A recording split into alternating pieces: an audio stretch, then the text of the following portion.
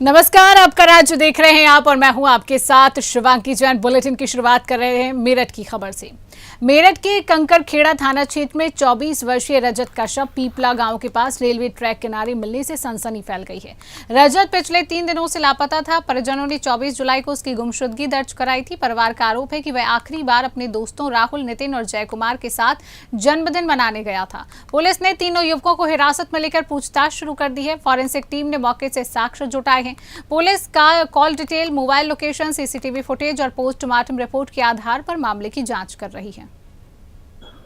देखिए, सदर अवगत कराना है कि आज सुबह 112 के द्वारा सूचना दी गई, जिसमें ये बताया गया कि जो ग्राम पीपला है, जो रेलवे ट्रैक के नजदीक में एक किसी मृतक का शरीर वहां पे मिला है। इसको तुरंत गंभीरता से लेते हुए एसएचओ कंकरखेड़ा, साथ में सीओ दोराला साहब और मेरे द्वारा घटनास्थल का निरीक्षण किया गया।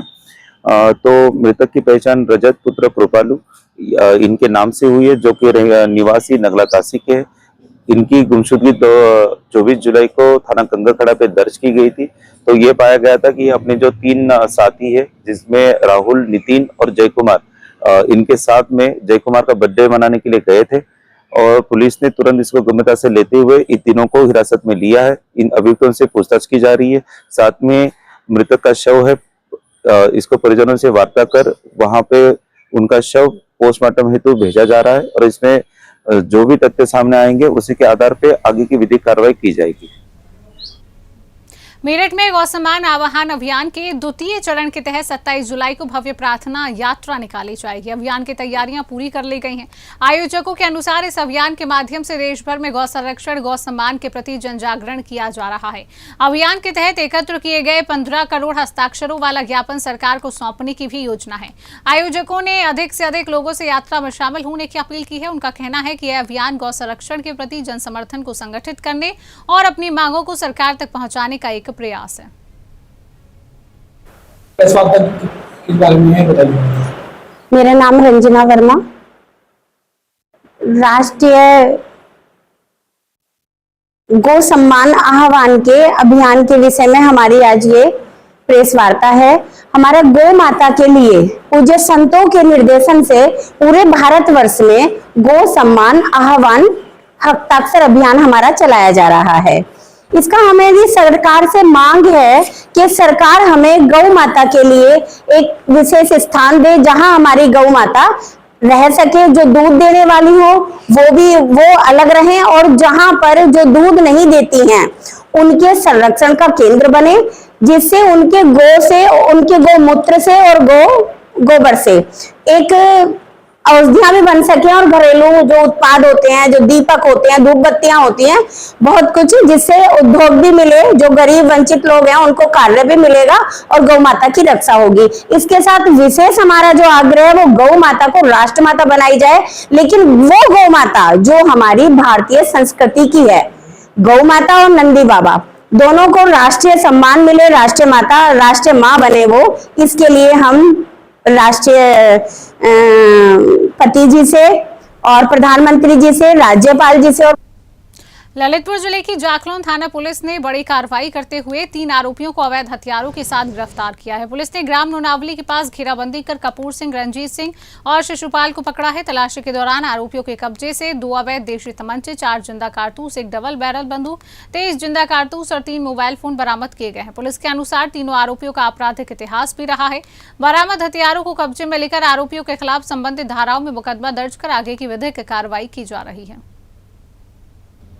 दिनांक 25/7/2026 को मुखबिर की सूचना पर थाना जाखलौन पुलिस द्वारा 3 अभियुक्त कपूर सिंह निवासी ग्राम सोनई, थाना सहराई, जिला अशोकनगर, मध्य प्रदेश व रंजीत सिंह तथा शिशुपाल निवासी ग्राम कोटरा, थाना जखौरा, जिला ललितपुर को गिरफ्तार किया गया है। तीनों अभियुक्त गण के कब्जे से 2 अवैध देशी तमंचा 315 बोर, 1 DBBL 12 बोर, 4 जिंदा कारतूस 315 बोर, 23 जिंदा कारतूस 12 बोर तथा 2 खोखा कारतूस 12 बोर तथा 3 मोबाइल बरामद हुए हैं। पूर्व में भी तीनों बिजनौर के धामपुर थाना क्षेत्र में एक विधवा महिला ने दुकान पर कथित कब्जे और कई महीनों से किराया न मिलने का आरोप लगाते हुए पुलिस प्रशासन से न्याय की गुहार लगाई है। पीड़िता प्रियंका राजपूत का कहना है, पति की मृत्यु के बाद परिवार की जिम्मेदारी उन्हीं पर है और दुकान ही उनकी आजीविका का एकमात्र सहारा है।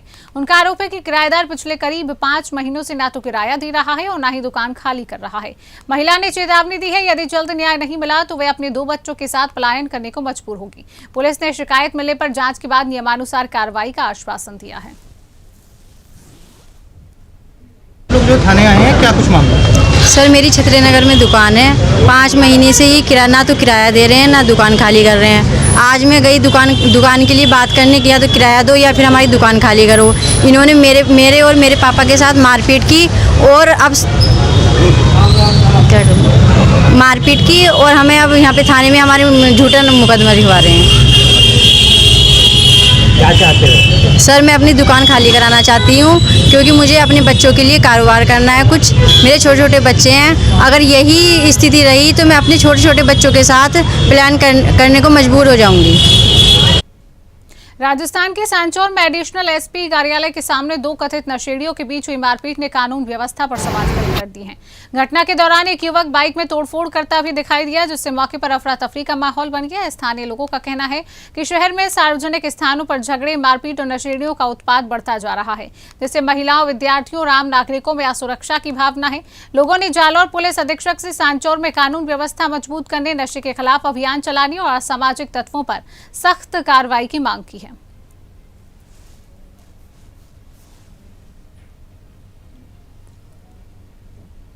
और अब बात करेंगे अगली खबर की। राजस्थान के जालौर जिले के सांचौर क्षेत्र में पलादर सरहद के पास एक भीषण सड़क हादसे में निजी यात्री बस और ट्रक की आमने सामने टक्कर हो गई है। टक्कर इतनी जोरदार थी कि बस के परखच्चे उड़ गए और यात्रियों में चीख पुकार मच गई। हादसे में गंभीर रूप से घायल 2 यात्रियों की इलाज के दौरान मौत हो गई है, जबकि करीब 15 लोग घायल हुए हैं। एक यात्री की हालत गंभीर बताई जा रही है। सूचना पर थाना अधिकारी ने राम चौधरी पुलिस बल के साथ मौके पर पहुंचे और राहत बचाव कार्य भी कराया है। पुलिस ने वाहनों को हटाकर यातायात बहाल किया। हादसे के कारणों की जांच शुरू कर दी है। बाबूलाल अल्लाहपुर मंदो भाई पानी पर एकदम बसीट बोले ये कैसी का बैठा था क्या बस में?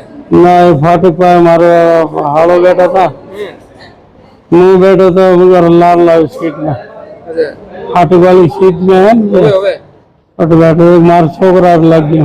और बेड़ो कौन होता बड़े? मेरे पोपट लाल है। बस में सवारी कितनी थी?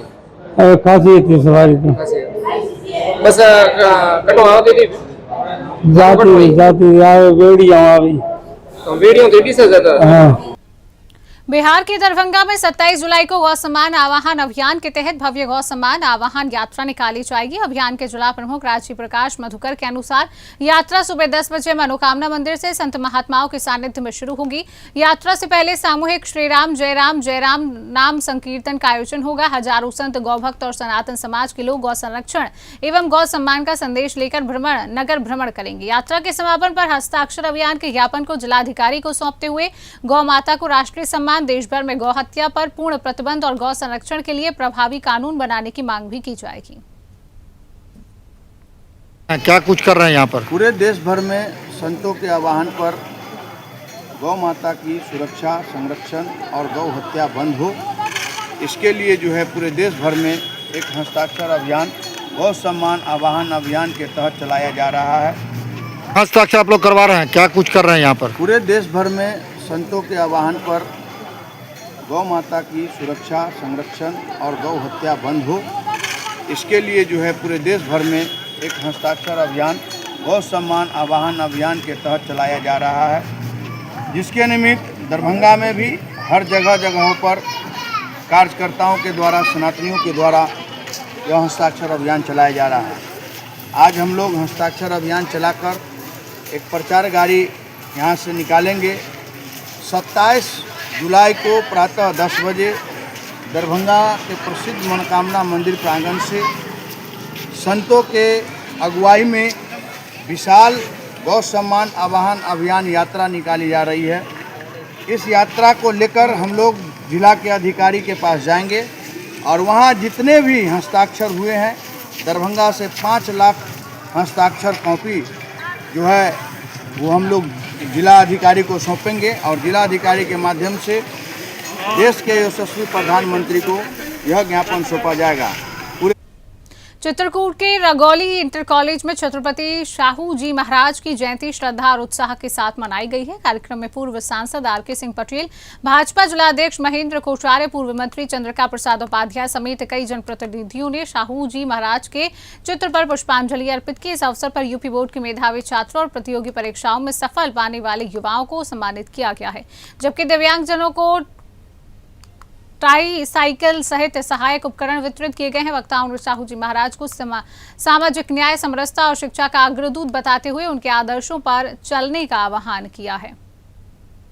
छत्रपति शाहू जी महाराज की जन्म जयंती है और उनके नाम से ये विद्यालय हमारा स्थापित है। छत्रपति सेवा संस्थान मैंने बना करके और यहाँ पर शिक्षा के क्षेत्र में एक यहाँ के लोगों को आगे बढ़ने के लिए, बच्चों को आगे पढ़ाने के लिए एक संस्थान बनाया है। और छत्रपति शाहू जी महाराज को हम नमन करते हैं, वंदन करते हैं, प्रणाम करते हैं। उनके सिद्धांतों पर, उनके आदर्शों पर चल करके हम बच्चियों को प्रेरणा देते हैं कि आगे बढ़े, तरक्की करें। छत्रपति शाहू जी महाराज ने कोल्हापुर में महिलाओं के लिए पहली वहाँ पर महाविद्यालय स्थापित किए। महिलाओं के लिए उन्होंने वहाँ पर तमाम संस्थान खोले, हॉस्टल बनाए और 1902 में हमारे महापुरुष छत्रपति शाहू जी के जन्मोत्सव कार्यक्रम और आज ये जयंती बनाई गई है, जिसमें सभी विद्यालयों के छात्र को ये प्रेरणा दी गई है कि अपने महापुरुषों के पद चिन्हों पर चलकर अपने जो हमारे पंडित दीनदयाल जी का सपना था कि पंथ के अंत में खड़े व्यक्ति का जब तक विजय नहीं हुआ, यही सपना हमारे महापुरुष छत्रपति शाहू। मथुरा के गोवर्धन में गुरु पूर्णिमा के अवसर पर श्रद्धा और भक्ति का अद्भुत नजारा देखने को मिला है। गिरिराज महाराज की 7 कोस परिक्रमा के लिए लाखों श्रद्धालु उमड़ पड़े। राधे राधे के जय घोष से गूंज उठा। श्रद्धालु भजन कीर्तन करते हुए परिक्रमा कर पुण्य लाभ प्राप्त कर रहे हैं। मेले के दौरान सुरक्षा व्यवस्था के लिए पुलिस प्रशासन पूरी तरह मुस्तैद रहा है। एसपी देहात सुरेश चंद्र रावत ने अधिकारियों और गोवर्धन चेयरमैन के साथ श्रद्धालुओं पर फूल और इत्र वर्षा कर उनका स्वागत किया है। वहीं स्वास्थ्य विभाग ने जगह जगह चिकित्सा शिविर और एम्बुलेंस की व्यवस्था कर श्रद्धालुओं की सुविधा सुनिश्चित की है।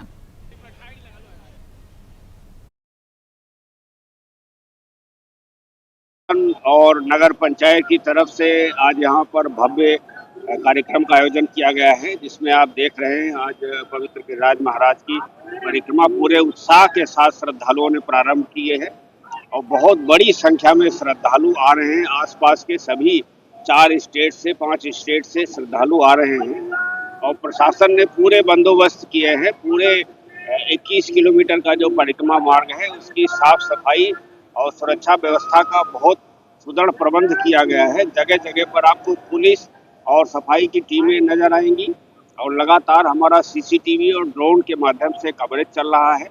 सादा वस्त्रों में हमने ड्यूटी लगाया है, जहां पर भी दबाव के बिंदु हैं वहां पर सिविल ड्रेस में हमने स्पेशल टी-शर्ट के साथ भी पुलिस बल को लगाया है। और आज जो पुष्प वर्षा का आयोजन किया गया है उसमें श्रद्धालुओं में भारी उत्साह। 5 साल से गोवर्धन की परिक्रमा मैं पैदल ले रही हूँ। अच्छा, तो सिंगर रानी से। क्या नाम है आपका? मेरा नाम पुष्पा ग्वालियर की रहने वाली हैं। 5 साल से लगातार आ रही हैं। कुछ मनोकामना पूरी हुई आपकी? सब काम हो रहा है, मेरा आपकी कृपा से सब काम हो रहा है। करते हो तुम कन्हैया, करते हो तुम कन्हैया, मेरा नाम हो रहा है, मेरा आपकी कृपा। आपका? मेरा नाम रानी। कहाँ की रहने वाली है? गिरिराज जी की परिक्रमा कर रही हैं, कैसा लग रहा है? क्या आनंद आ रहा है? परिक्रमा लगा रही हैं?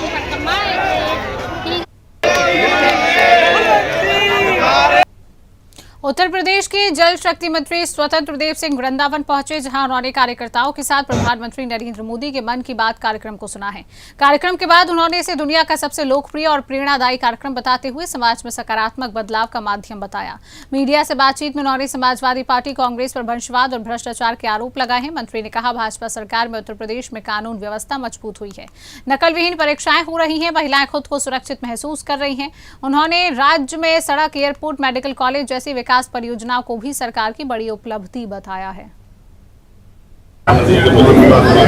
मन का जो कार्यक्रम होता है, मन की बात,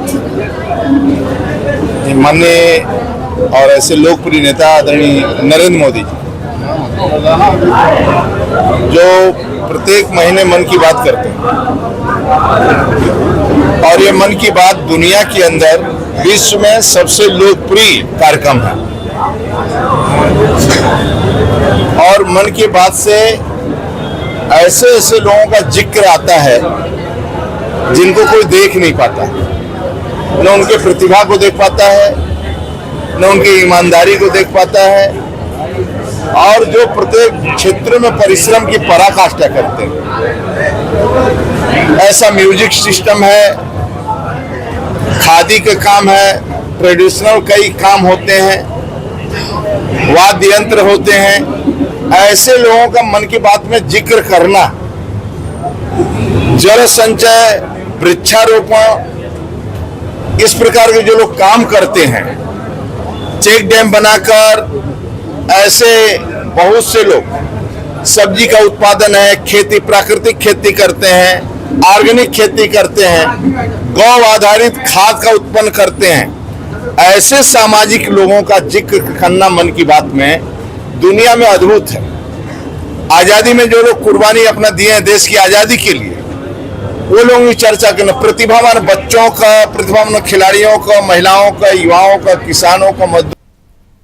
ग्वालियर चंबल संभाग में वर्षा ऋतु के दौरान फैलने वाली मौसमी बीमारियों को लेकर स्वास्थ्य विभाग अलर्ट हो गया है। क्षेत्रीय संचालक स्वास्थ्य सेवाएं डॉक्टर अमित सक्सेना ने ग्वालियर, मुरैना, शिवपुरी, भिंड, दतिया, गुना, अशोकनगर और श्योपुर सहित 8 जिलों के मुख्य चिकित्सा एवं स्वास्थ्य अधिकारियों को डायरिया, डेंगू और मलेरिया की रोकथाम के लिए विशेष निर्देश जारी किए। उन्होंने कहा कि जलभराव रोकने, प्रभावित क्षेत्रों में स्वास्थ्य टीमों की तैनाती करने और समय समय पर जन जागरूकता अभियान चलाने के निर्देश दिए हैं, ताकि वर्षा ऋतु में फैलने वाली बीमारियों पर प्रभावी नियंत्रण रखा जा सके।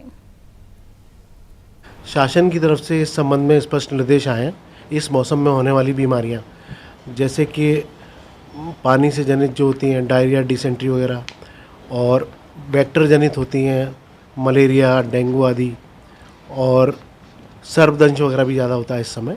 इन सब के लिए स्पष्ट एडवाइजरी जारी की गई है कि वेक्टर्स को पनपने नहीं दिया जाए।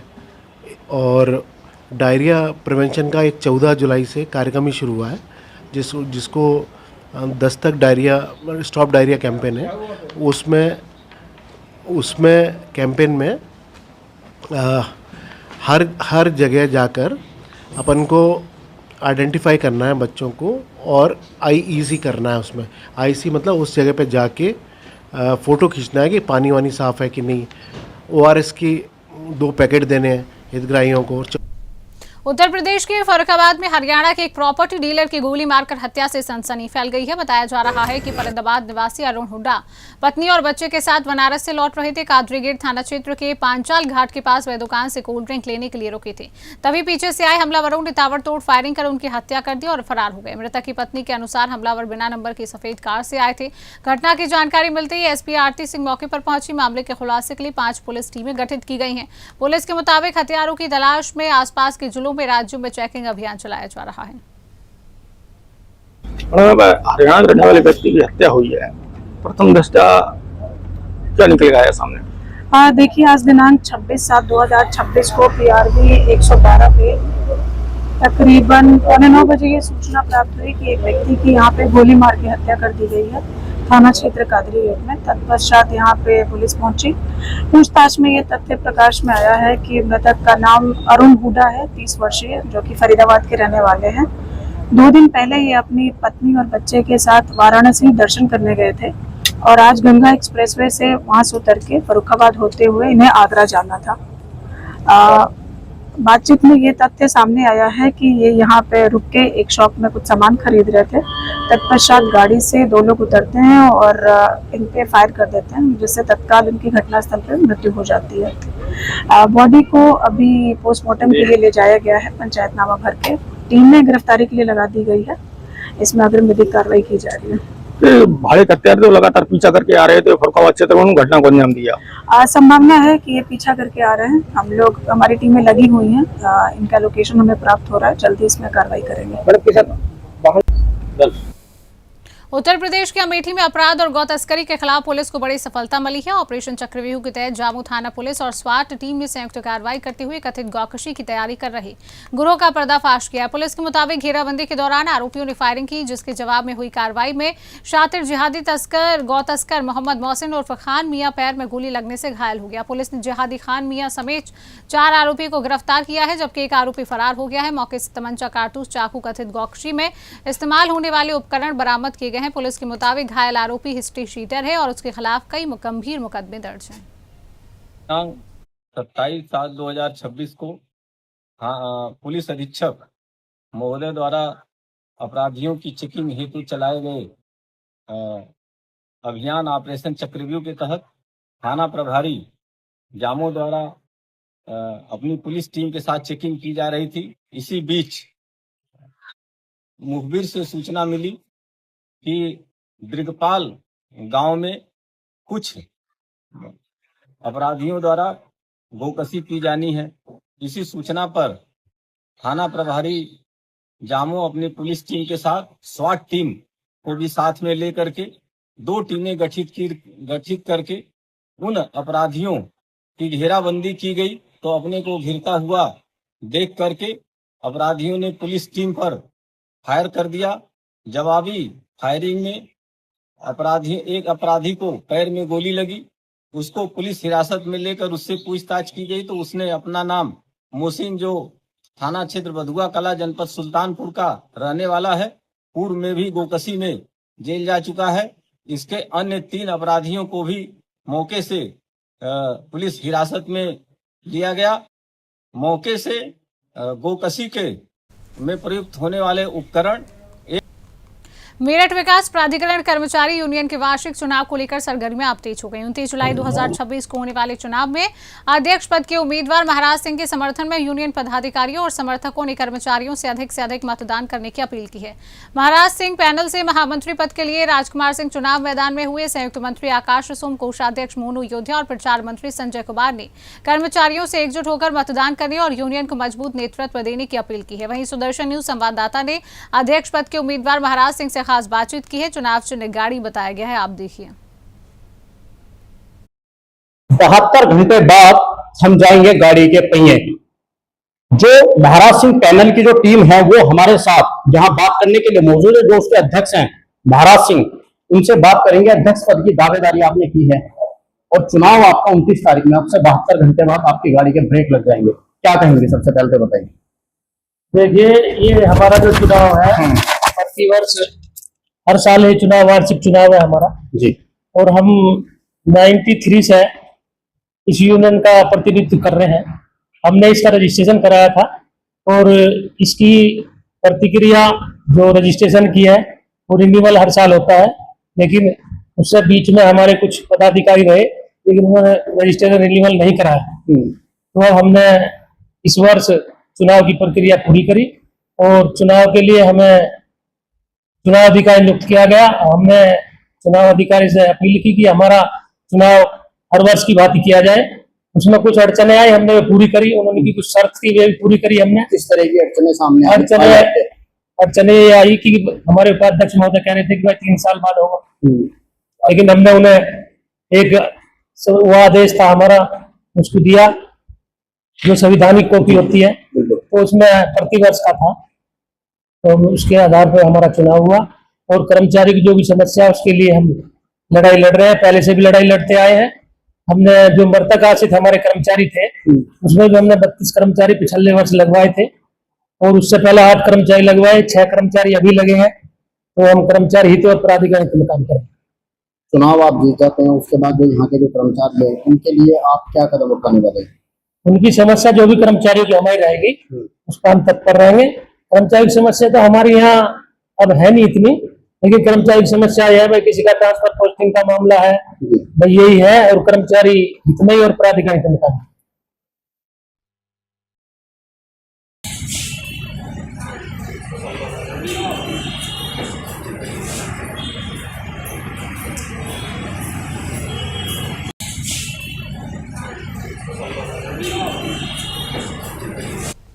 आजमगढ़ के सरायमीर थाना क्षेत्र से दिल दहला देने वाली घटना है। करछा गांव की रहने वाली एक महिला अपने 3 बच्चों को दवा दिलाने के बहाने घर से निकली और पोखरी पहुंच गई।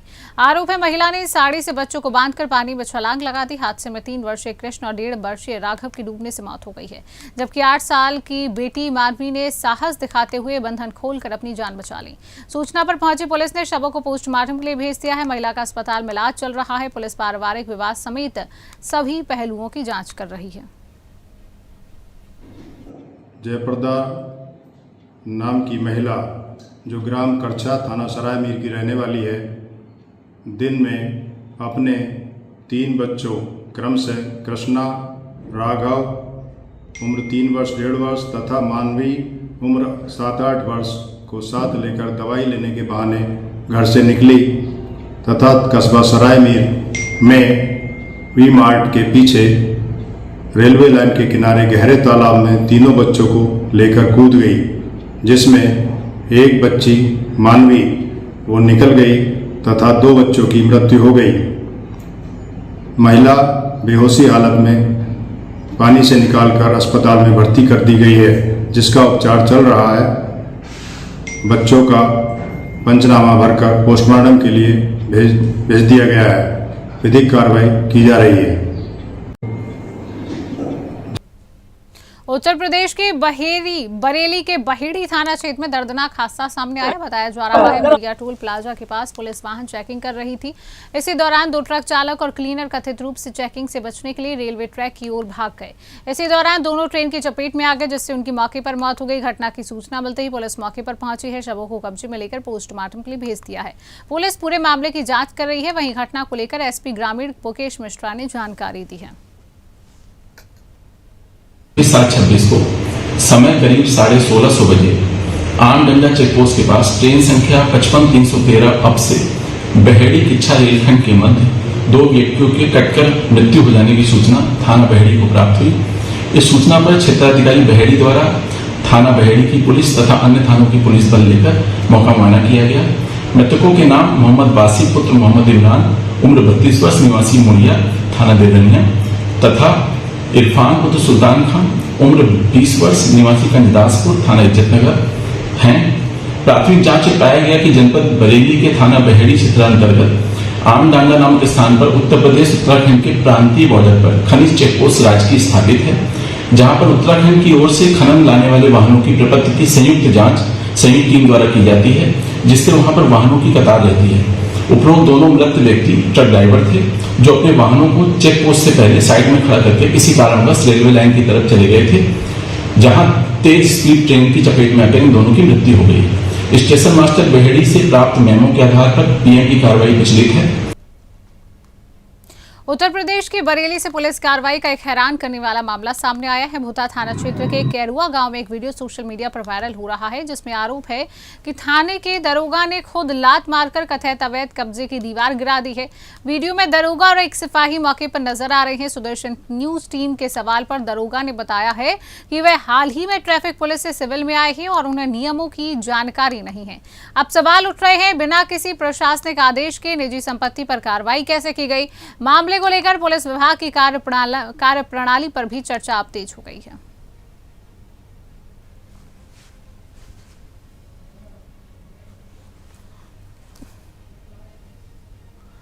भाई मेरा 5 का भी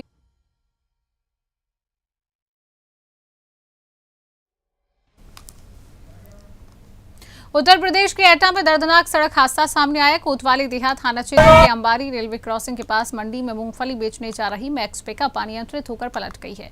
हादसे में किसान सुनील की मौत हो गई, जबकि 3 लोग गंभीर रूप से घायल हो गए। जानकारी के मुताबिक पिकअप में मूंगफली लादकर किसान एटा मंडी जा रहे थे, तभी वाहन पटरी से नीचे गिरकर पलट गया। सूचना पर पहुंची पुलिस ने घायलों को एटा जिला अस्पताल पहुंचाया, जहां डॉक्टरों ने सुनील को मृत घोषित कर दिया है। घायलों को बेहतर इलाज के लिए रेफर किया गया है। पोस्टमार्टम के लिए भेजकर जांच शुरू कर दी है। जो नाम अरविंद है। ये इनकी मौत हुई है, कौन है आपके? कैसे? ये हमारे भाने जो हैं, नाम है इनका सुनील। उम्र होगी 20-22 साल। कहाँ किस गाँव से आए? जो एक मर हुआ है कासिम जिला में। मंडी जा रहे मूंगफली बेचने। क्या हुआ था? तो मैक से पलट गई। कितने लोग सवार? हाँ, 5-6 जन। तो किसान है? हाँ, किसान है। और फिलहाल के लिए आपका राज्य में इतना ही। आगे देश और प्रदेश की तमाम खबरों को जानने के लिए आप जुड़े रहिए सुदर्शन न्यूज के साथ।